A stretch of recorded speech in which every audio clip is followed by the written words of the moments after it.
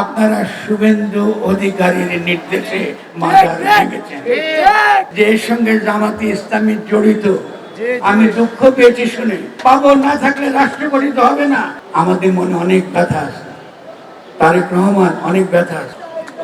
পাগল না থাকলে বিপ্লব হবে না, পাগল না থাকলে রাষ্ট্র গঠিত হবে না, পাগল না থাকলে সমাজ গঠিত হবে না। যে নিজের জীবন দিতে সদা সর্বদা প্রস্তুত, জনগণের জন্য, দুনিয়ার জন্য, বিশ্ব ব্রহ্মাণ্ডের জন্য, আল্লাহর সৃষ্টি রক্ষা করার জন্য।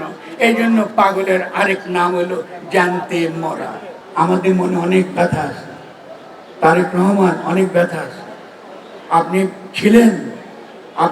ছিলেন লন্ডনে, আপনি বেগম খালেদা জিয়ার সন্তান। এই দেশের গরিব মানুষের ব্যথা বোঝার চেষ্টা করেন, নইলে উড়ে যাবেন।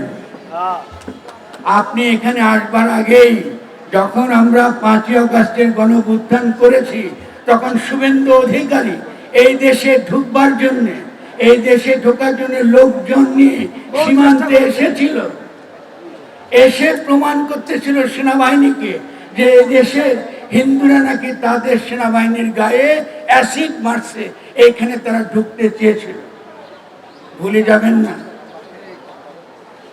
এখন তারা বলছে যে বাংলাদেশে এরকম মাজার ভাঙা হয়, এরকম যে ইসলামী সন্ত্রাস, এই তৌহিদি জনতা, এদের তো রাষ্ট্র রাখবার কোনো দরকার নাই।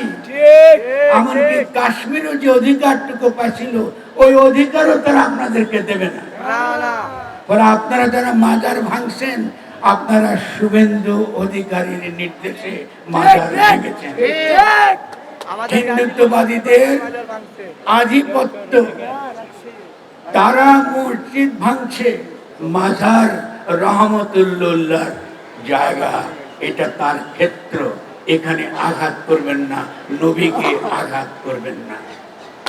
একে আঘাত করা মানে আপনারা রাসূলুল্লাহর যে ধারা, আপনার তার উম্মত থেকে খারিজ হয়ে গেছেন, আপনারা আমাদের দুশমন, রাসূলের দুশমন, আপনারা তার উম্মত হওয়ার কোনো অধিকার আপনারা রাখেন না। আজকে অভিযোগ উঠেছে যে এর সঙ্গে জামাতি ইসলামী জড়িত। আমি দুঃখ পেয়েছি শুনে। আমি পত্রিকায় দেখতেছি, খবরের কাগজ, নিখাত, নির্ভীক, নিরপেক্ষ।